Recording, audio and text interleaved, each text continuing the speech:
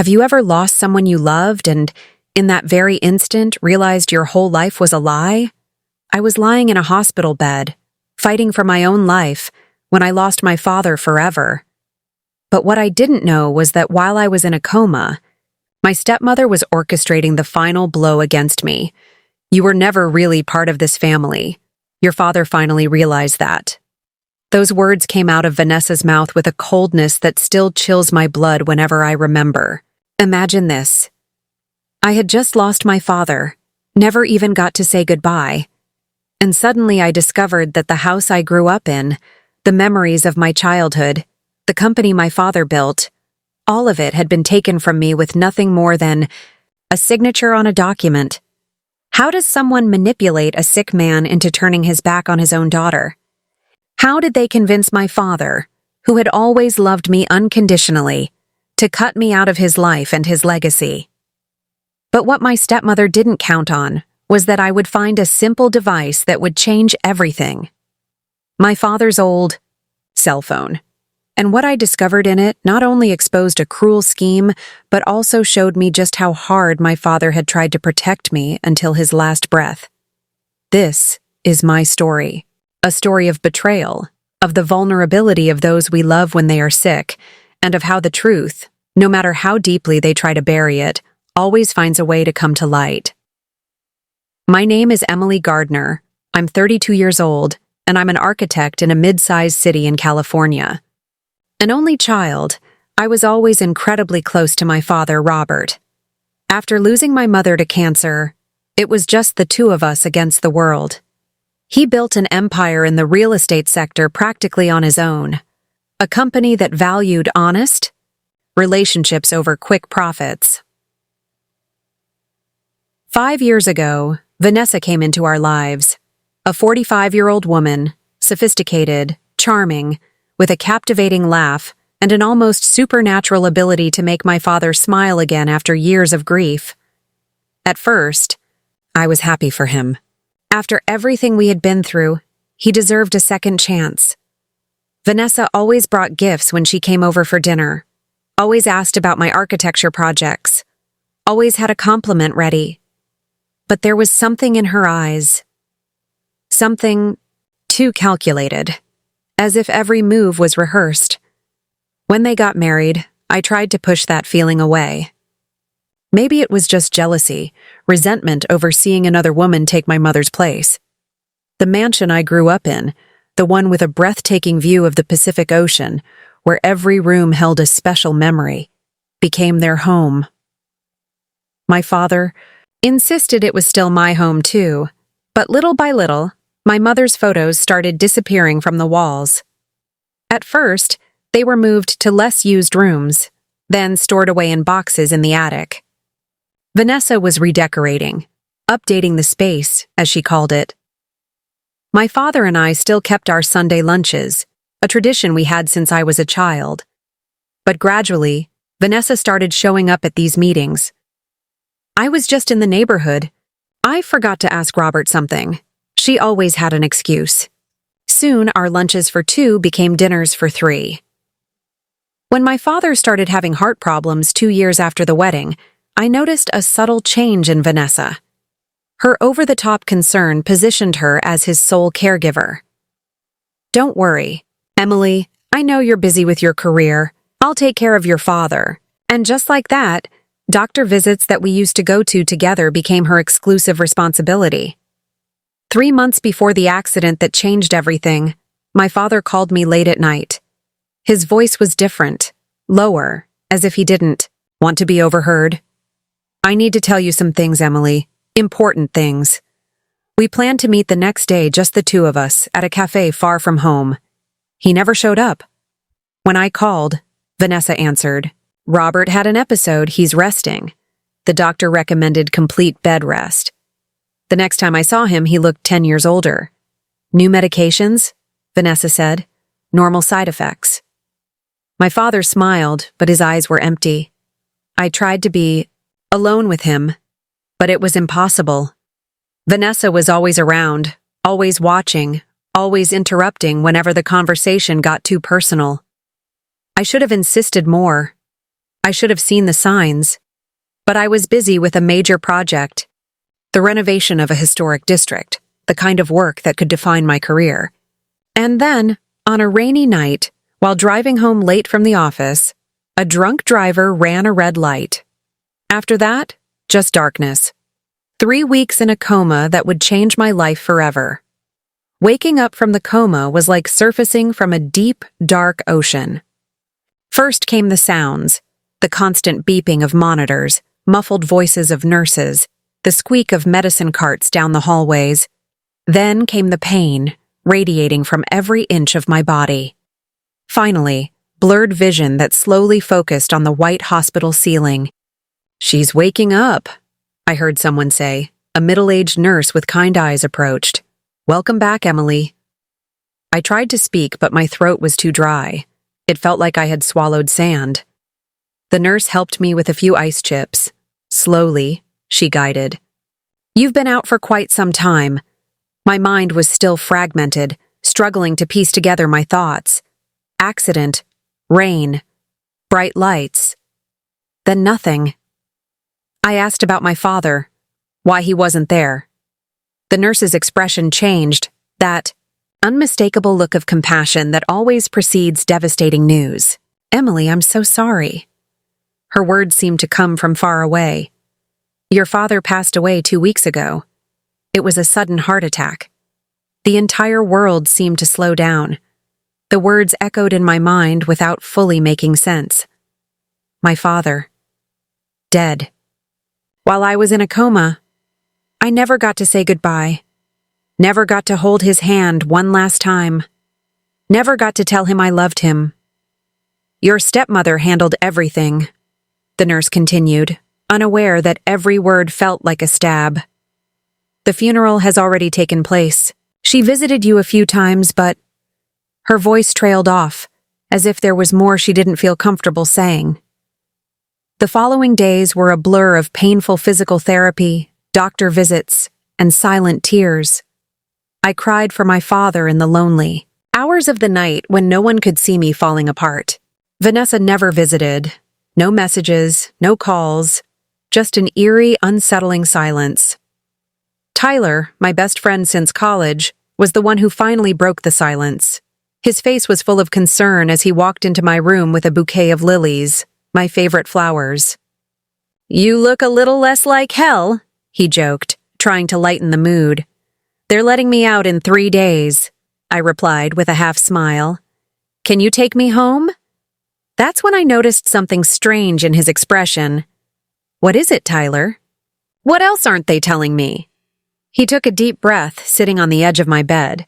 "Emily, some things happened while you were unavailable." He chose his words carefully, but the hesitation only made my anxiety worse. "Vanessa, she changed the locks on the house.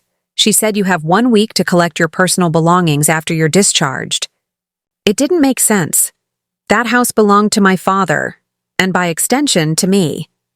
That had always been the plan. He had told me that ever since I was a child. Is this some kind of sick joke? "There's more," Tyler continued, visibly uncomfortable. "She's executing your father's will. Apparently, he made some changes shortly before he passed away." "What changes?" My voice came out louder than I intended, sending a sharp pain through my fractured ribs. "She has everything, Emily. The house, the company, the investment properties. Everything." The news hit me like a second accident, just as violent as the first. For a moment, I thought I was still in a coma, trapped in some elaborate nightmare. My father would never do this to me. He would never leave me with nothing. He would never hand over everything we built together to a woman he had only known for 5 years. The confirmation came sooner than I expected. On the day of my discharge, as Tyler helped me with the paperwork, Vanessa walked into my hospital room. She was impeccably dressed in a black designer suit, more fitting for a fashion show than for visiting a hospitalized stepdaughter. "Emily, so good to see you recovering." Her voice had that fake sweetness that always made my skin crawl. "I came personally to deliver this." She handed me an envelope, its letterhead marked with the logo of her new law firm. Inside was a formal notice stating that I had 7 days to collect my personal belongings from the Gardner residence, now legally the sole property of Vanessa Gardner. It also informed me that my position at Gardner Properties had been terminated and that any attempt to contact clients or employees would be considered business interference. "What is this?" I asked, my voice shaking with rage and confusion. "What did you do?" Vanessa adjusted her diamond bracelet, a gift my father had given her on their last wedding anniversary. "Just carrying out your father's final wishes, dear." He finally saw the truth. "What truth? What are you talking about?" That's when her face changed, the mask of sympathy slipping away, revealing something cold and calculated. "You were never really part of this family. Your father finally realized that." The words hit, like a physical blow. Tyler took a step forward, as if to shield me, but Vanessa was already turning to leave. "Oh, and good luck with the medical bills," she added with an icy smile. "Unfortunately, you're no longer covered under the company health plan." Leaving the hospital with astronomical medical debt and nowhere to go wasn't exactly how I imagined my recovery. Tyler insisted that I stay at his apartment until I found a place of my own. "The pull-out couch isn't luxurious, but it's yours for as long as you need it," he assured me as he helped me up the stairs, since the elevator was broken. The physical pain from my fractures and bruises was almost welcome, something tangible, to distract me from the emotional devastation. Losing my father and my financial security at the same time was too much to process. At night, when Tyler was asleep, I would lie awake staring at the ceiling, trying to understand how my father could have cut me out of his life so completely. A week after being discharged, Tyler drove me to the house where I grew up to collect my belongings. Vanessa had generously allowed us inside, but she assigned an assistant to follow us, ensuring we didn't take anything beyond verifiable personal items. Walking into that house and feeling like an intruder was surreal. The spaces I knew intimately already felt different. Furniture repositioned, artwork replaced, even the scent was different. The family photos were completely gone, replaced by impersonal abstract pieces that matched the cold, minimalist decor. "I need to go to my father's office," I told the assistant trailing behind us. Mrs. Gardner gave specific instructions that, "The office is off limits," she responded, her voice devoid of emotion. "Those are my personal belongings," I insisted, feeling anger rise. "I have architecture projects on his computer that I need for work. I can check," she said, making a quick phone call. After a few murmured words, she hung up. "Mrs. Gardner says she has already removed all your files and placed them on a flash drive. You'll receive it in the mail." That was the last straw. That office belonged to my father, Robert Gardner, not her. "I have every right—" "Emily," Tyler interrupted gently, placing a hand on my arm. "It's not worth it. Let's just finish this and get out of here." I swallowed my outrage and focused on gathering what I could. Clothes, some books, my childhood journals. The assistant scrutinized every item that wasn't obviously personal. I had to leave behind paintings I made in school, gifts I had given, my father, even the photo album from our trip to Europe. When we reached my old bedroom, I found boxes already packed. "Your belongings were organized for convenience," the assistant explained. The room was already being transformed into a home gym, equipment still in boxes stacked against the wall. That's when I noticed something odd. In the hallway leading to the bedrooms, there was a small decorative table that had always been empty. But this time, underneath it, partially hidden by the tablecloth, was a plain cardboard box. Something about it caught my attention. "I need to use the bathroom," I announced abruptly. "Use the one downstairs," the assistant said. "This one is under renovation. I have medication I need to take with water. It's in my bag, in the bedroom." The assistant hesitated but nodded. When I returned to the bedroom where Tyler was sorting through the boxes, I whispered quickly, "Distract her.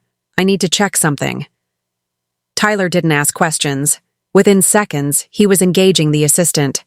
In a conversation about the new paintings in the living room, mentioning his interest in contemporary art. While they were distracted, I slipped into the hallway, crouched next to the table, and pulled out the box.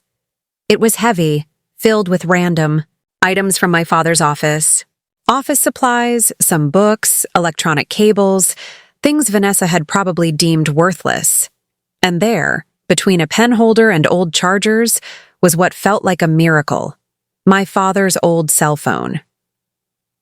Robert had upgraded his phone recently, but he always kept the old ones as backups. This was a model from 2 years ago, before his heart problems had even started.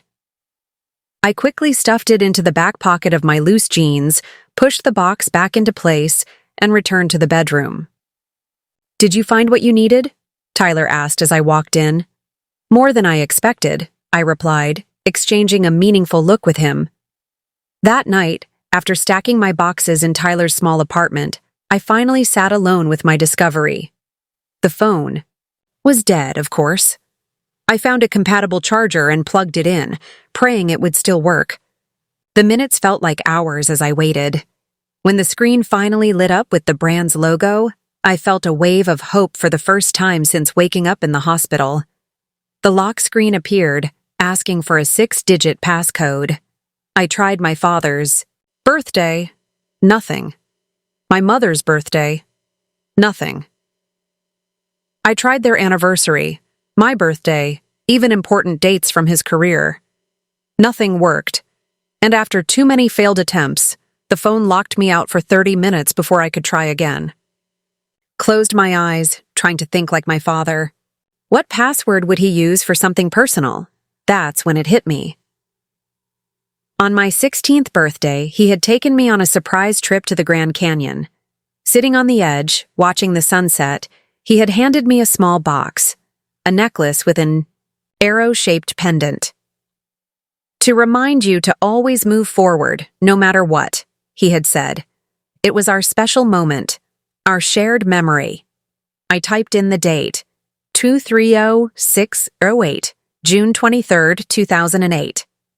The screen unlocked instantly. The phone unlocked, and I felt an immediate connection to my father, as if he were right there with me again. The screen displayed the wallpaper he had always used, a photo of us in front of the Grand Canyon. My hands trembled as I navigated through the apps, each tap revealing a piece of his digital life that Vanessa hadn't been able to erase. I started with the basics, text messages. The most recent conversations were mostly with Vanessa, all mundane and practical.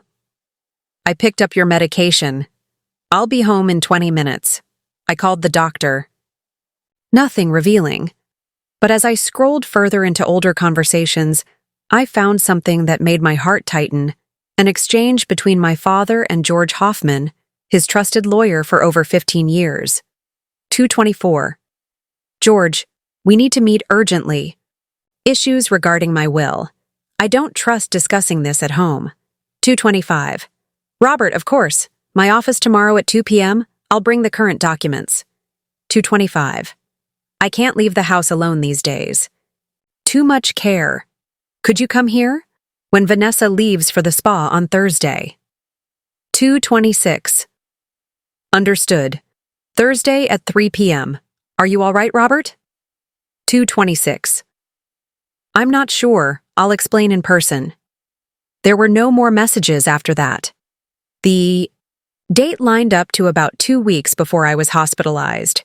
What did my father want to change in the will? And why wasn't George involved in the final alterations? I opened the email app next. Most recent emails were newsletters, bank notifications, and business communications.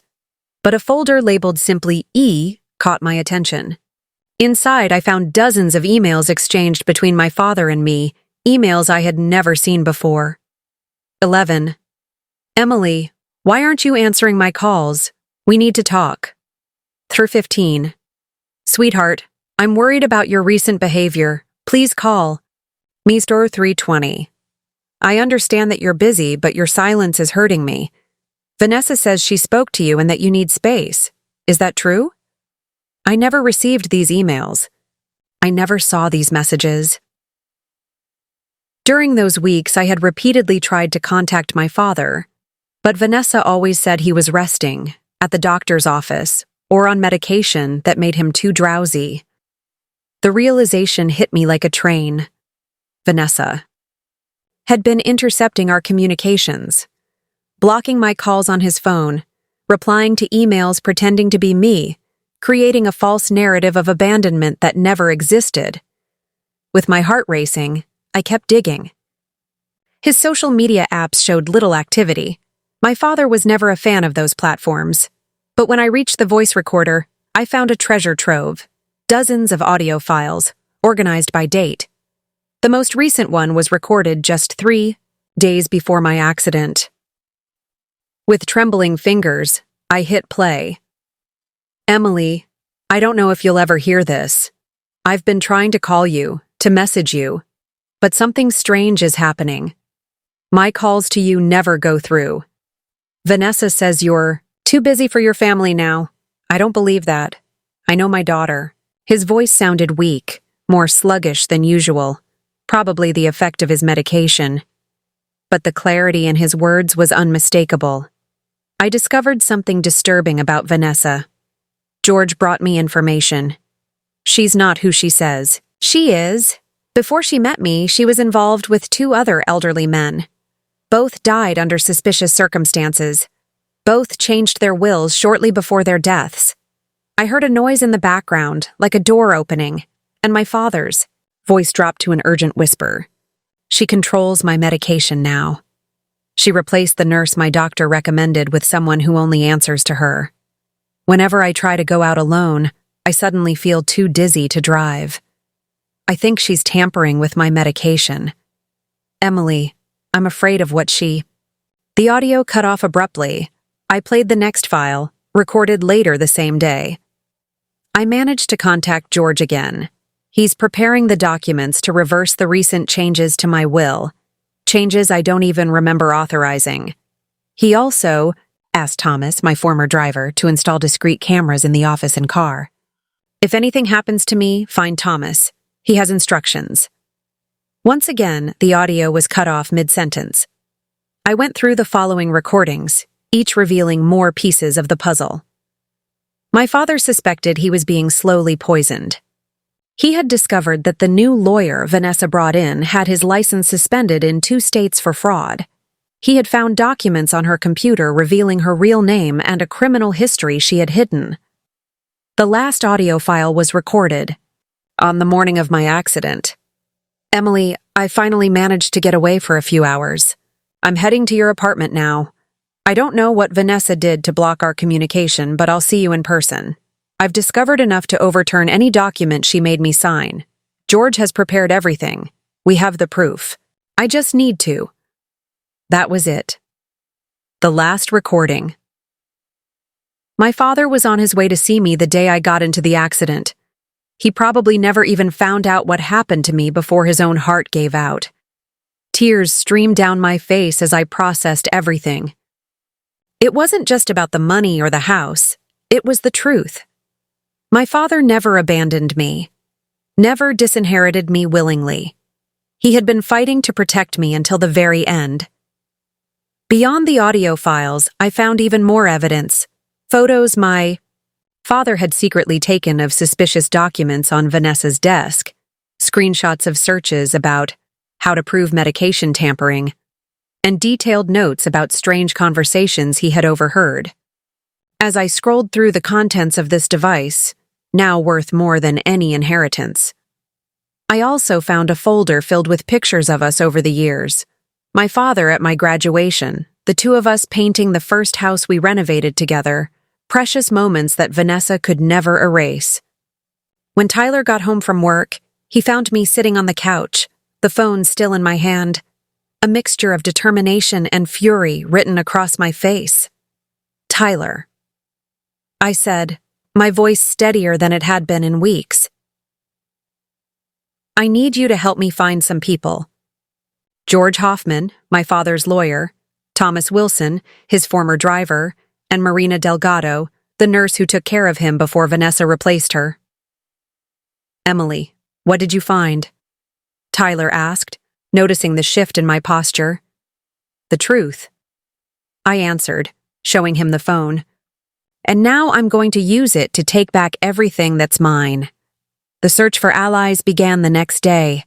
Tyler used his connections in the real estate industry to track down George Hoffman, who had opened a small office on the other side of the city after mysteriously stepping away from Gardner Properties. We managed to schedule a meeting for the end of the week. Thomas. The former driver was harder to find. After being fired by Vanessa shortly after my father's death, he had moved to another city. We finally located him through a former company employee who still kept in touch with him. Marina, the nurse, was the one who found us first. Somehow she had heard about my hospital discharge and left a note with the receptionist at Tyler's building. "I know what happened to your father. Call me." A phone number, nothing else.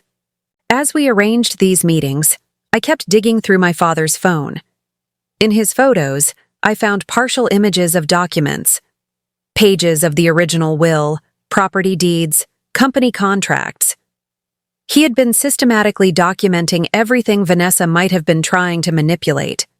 The meeting with the George took place in a discreet cafe, far from the social circles Vanessa frequented. The man sitting across from me looked like he had aged a decade since the last time I saw him. His hands trembled slightly as he held his coffee cup. "Emily, I tried to visit you in the hospital, but they only allowed family," were his first words. When I heard about the accident, I immediately suspected it wasn't a coincidence. "What do you mean?" I asked, though I already had my own theory. George glanced around nervously before answering. "Your father came to me with serious suspicions about Vanessa. I investigated and found a pattern. Her real name is Veronica Winters. She has a history of getting close to elderly or vulnerable men, isolating them from their families and manipulating their wills." He opened his briefcase and discreetly slid some papers toward me. Private investigation reports showing Vanessa or Veronica in different cities with different appearances, always on the arm of wealthy older men. Your father was about to confront her with this information and file for divorce. We had prepared all the documentation to protect his assets and reverse any changes to the will. He was especially worried about you. He wanted to ensure that the company and the house were protected. "Then why did you disappear after he died?" I asked, a trace of resentment in my voice. George's expression filled with shame. "She threatened me, Emily. Said she had information that could destroy my career, my family. She fabricated evidence that I had been embezzling company funds for years. She forged documents with my signature." He swallowed hard. "I was a coward. I should have fought harder." Our next meeting was with Thomas, who drove 4 hours just to see me. We met at Tyler's apartment, where Thomas arrived carrying a small box. "Your father knew something was wrong," the former driver explained, opening the box to reveal several mini cameras and flash drives. "He asked me to install discreet surveillance equipment around the house, especially in his office and the living room." "Mott, and you managed to do that without Vanessa noticing?"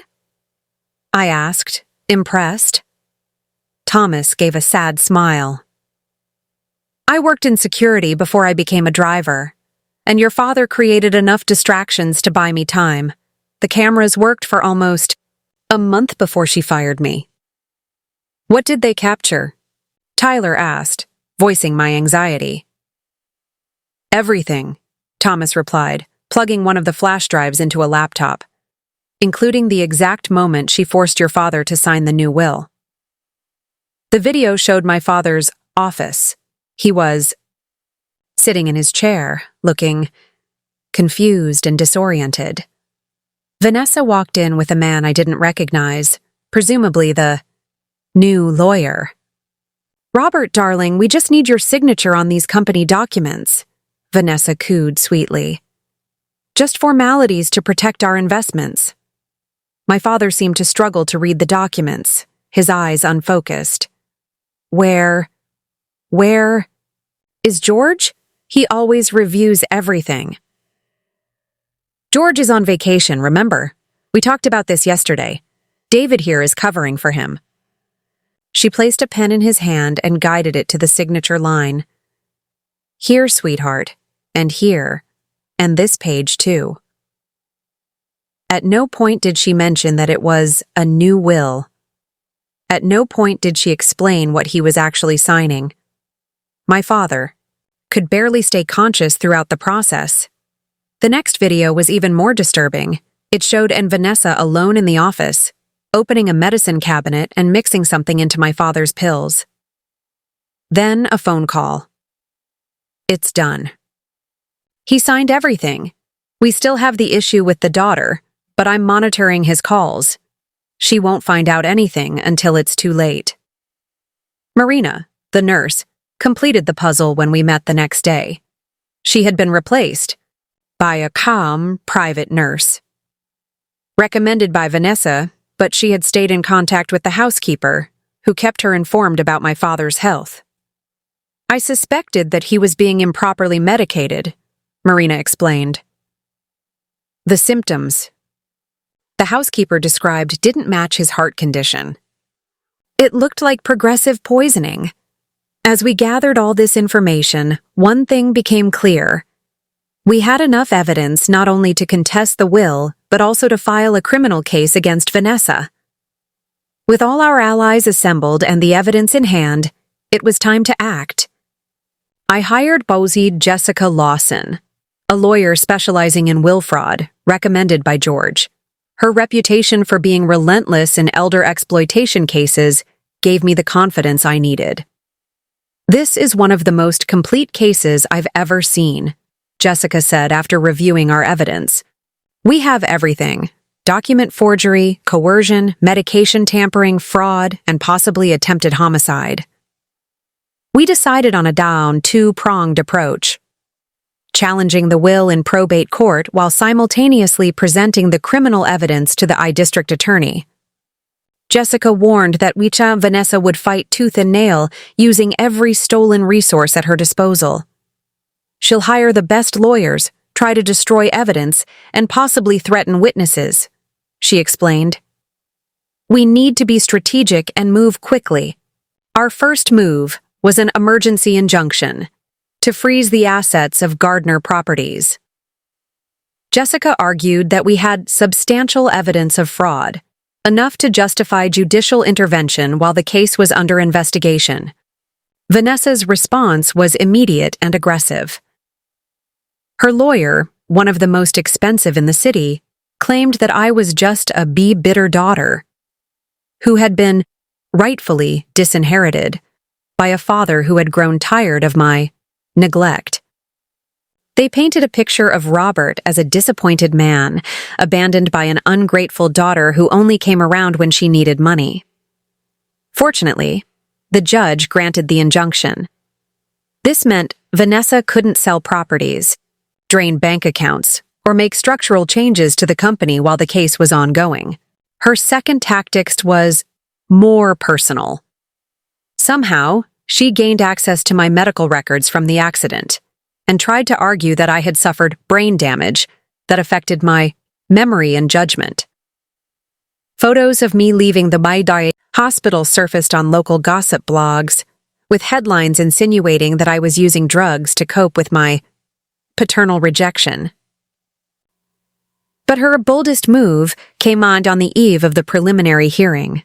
Tyler received an anonymous call. Tell Emily to accept the settlement we're offering tomorrow, or the office recordings of her father will disappear, along with the ex-driver. It was a direct threat to Thomas, and also confirmation that Vanessa knew exactly what evidence we had.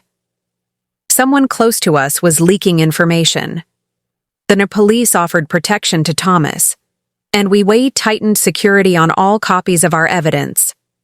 Jessica suggested a bold counter-strategy, leaking to the press that we possessed explosive evidence without revealing what it was. This would generate public interest in the case, making any cover-up attempts much harder.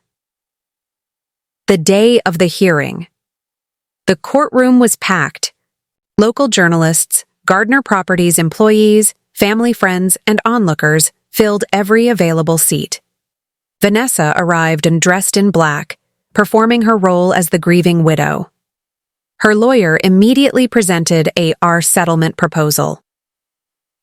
I would receive a generous allowance and a small apartment in exchange for dropping all charges. My client is willing to be magnanimous, despite the emotional distress these false accusations have caused, her lawyer declared pompously. The judge turned to Jessica. Does the petitioner have any interest in this proposal? Jessica smiled calmly. Absolutely none, Your Honor, and we would like to present evidence that will make it clear why no settlement is acceptable in this case. That's when we unleashed our heavy artillery. First, the cod toxicology reports that Marina had secretly requested, showing in alarming levels of unprescribed substances in my father's blood. Then, the audio recordings from his phone, revealing his suspicions. Next, the hidden camera footage, showing Vanessa tampering with his medication and Sanda forcing my father to sign documents while drugged.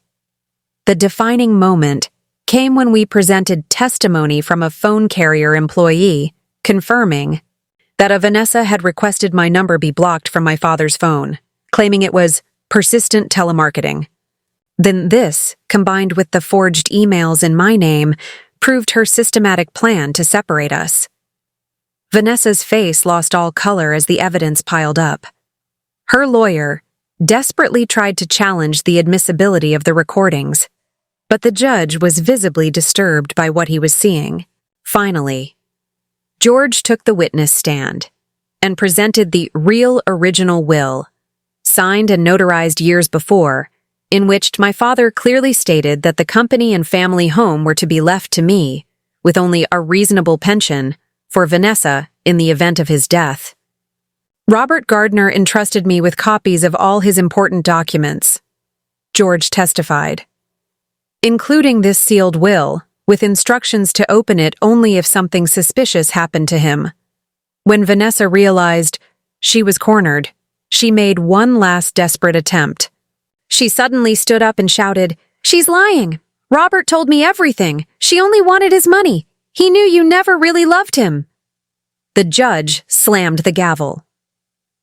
"Ma'am, control yourself, or you will be removed from this courtroom." And at that moment, our final ace entered the room, Detective Wilson from the Homicide Department, holding an arrest warrant in his hands. The entire courtroom watched in silence as Detective Wilson approached Vanessa. "Veronica Winters, you are under arrest for the criminal manipulation of Robert Gardner's will, tampering with medication with intent to cause harm, financial fraud, and obstruction of justice. You have the right to remain silent." The arrogance on Vanessa's face vanished, replaced by pure desperation. "You don't understand," she screamed as the handcuffs clicked around her wrists. "He was going to leave me, after everything I did. For him!" It was an involuntary confession, made in front of the entire court. Her own attorney closed his eyes, knowing the case was lost. Judge Thompson not only invalidated the fraudulent will that very day, but also issued an emergency restitution order, returning control of Gardner Properties and the family home to me until the criminal case was concluded. 3 months later, Vanessa accepted a plea deal with the prosecution to avoid an even more humiliating public trial. 8 years in prison for fraud and the abuse of a vulnerable elder. The more severe charges of attempted homicide were dropped, in exchange for her cooperation in identifying accomplices in past schemes. The day I returned to my father's house, my house. Now a wave of emotions hit me all at once. Joy for the justice that had been served, sadness for everything I had lost, relief for recovering the tangible memories of my family. Tyler was by my side, carrying the last box of my belongings, the ones that were finally returning home. I stepped into my father's office, still exactly as Vanessa had left it. Cold, impersonal, sterile. The first thing I did was place the photo of my graduation back on his desk. Then I rehung my mother's portrait on the wall. 1 week later, while reorganizing the office files, I found an envelope hidden in a secret compartment of the desk, one my father had built years ago. Inside was a handwritten letter, dated just 1 day before his death. My dearest Emily, if you are reading this, it means my suspicions were correct. I am so sorry I didn't realize sooner who Vanessa truly was. My only comfort is knowing that you are strong enough to overcome any obstacle. You have always been my greatest pride, my brightest achievement. Nothing, no forged document, no lie, can ever change the love I have for you. With all my love, Dad. The letter in my hands was worth more than all the properties and businesses. It was the final confirmation that, despite all of Vanessa's manipulations, the bond between my father and me had remained unbreakable until the very end.